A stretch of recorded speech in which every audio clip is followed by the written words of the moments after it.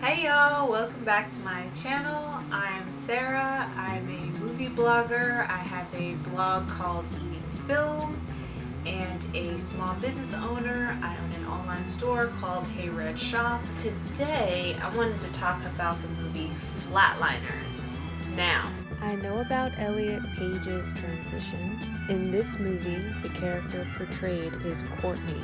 When I refer to she/her in the video, I'm referring to the character. Flatliners did come out a few years ago. It is a reboot of another version from the 90s. I haven't seen that version all the way through. I think I've seen bits and pieces of it. I wanted to start out and just watch this one from beginning to end and see how, I guess, the main plot of the story has held up. Because I do know the plot of the movie, but the characters and everything else not so much. I do know that they had one of the original cast members in this version. He is I think the director of the department that they work in at the hospital, and I was like, yes, here we go, including original cast members or the same locations is always a really good route to take when you're doing reboots. This movie is about a group of doctors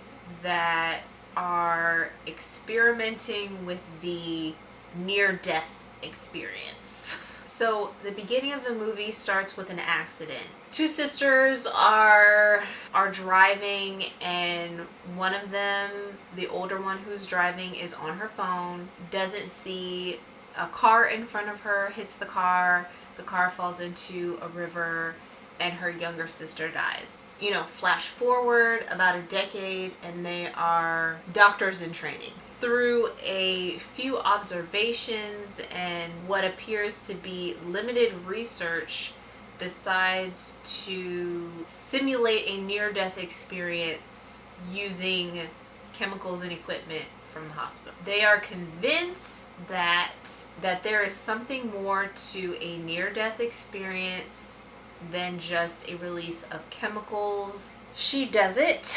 She ropes in two of her colleagues to observe and interfere in case there's issues, has them administer drugs that cause her heart to stop, and then they resuscitate her. After she is resuscitated, other doctors notice certain side effects right away.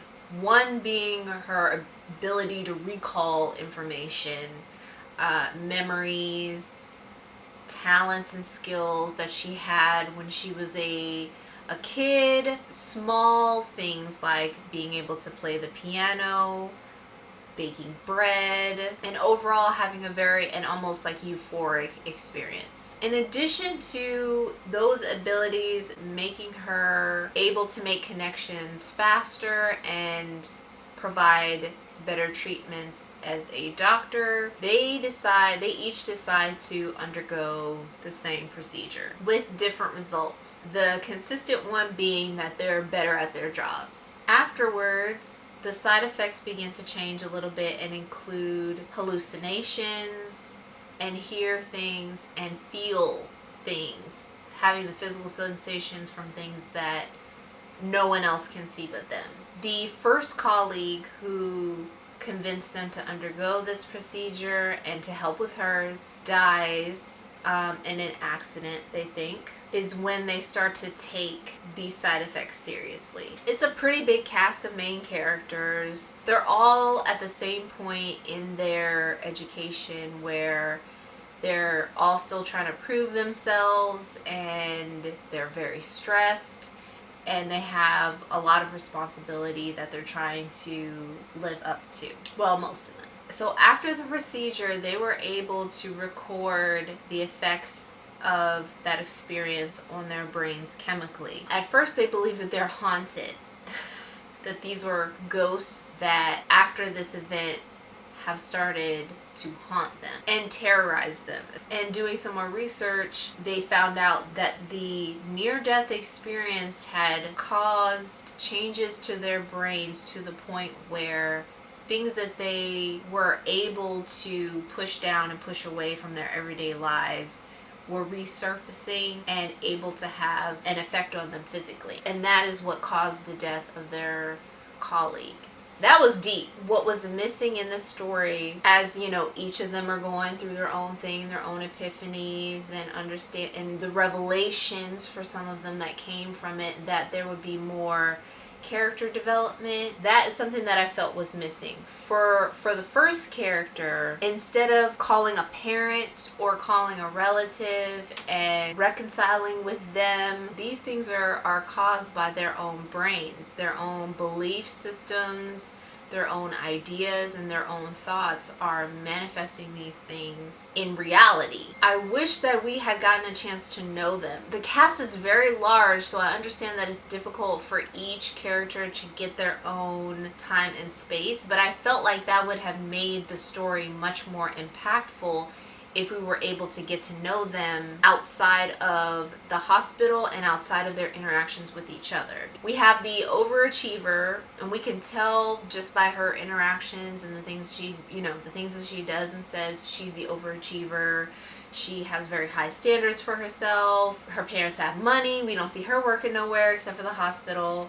And then we have the younger girl from the working class family who is studying 24 hours a day, every day, lives at home with her mom. Her mom made sacrifices so that she could become a doctor, and she's under a lot of pressure. And then we have the slightly seasoned older resident that, doesn't have a trust fund and, was out living real life as a firefighter. So he's seen people in really devastating situations. And then we have the rich kid, enough said, and we have our first main character, our protagonist, coming in from a traumatic event that caused the death of her sister, and her dedicating her life to healing people, which it all makes sense, but I wish we had gotten a little bit more context about what makes them them, because some of these main characters, like the rich kid, I did not care, and I wasn't interested. Whatever his problems are, he has all the resources in the world to figure them out. And for him to be given an additional advantage in the form of this near-death experience thing ground my gears. It did. It ground my gears. Now, that wasn't the purpose of it. The purpose of this whole experiment was not to give people an advantage. It was to prove something scientifically. And we moved out of the science of things and out of the research of things very quickly and just into what people are experiencing. Like, what are they able to do now that they weren't able to do before, that it gives them an edge and an advantage in this career field, so I want to do it too. And it seemed very human-like to do that, but also your doctors, your researchers, instead of doing what they can to prove their theory and to get it into the public eye and prove that this is a real phenomenon and we can prove this with evidence, it just got like really weird and self-serving in a way that didn't make sense for the story. We have this first character, that event was a big deal. It changed the course of her entire life. The rich guy getting some girl pregnant, that other girl hacking her account and like sharing her naked pictures, that was a huge event, but not for her life, for this other girl's life. It's not something that actively changed the course of her life. Him being a firefighter, yeah, I'm sure, but we don't know anything about his family, his past. Does he have any other friends other than working at the hospital? Probably not, because residents are notoriously overworked. And her, who is like a rich girl, but also a very hard worker, is top of this and top of that and like highly competitive and all of that. There's got to be more to that other than her attraction to the working class former firefighter man. That was the most interesting thing about her, the fact that they got involved. I was like, okay.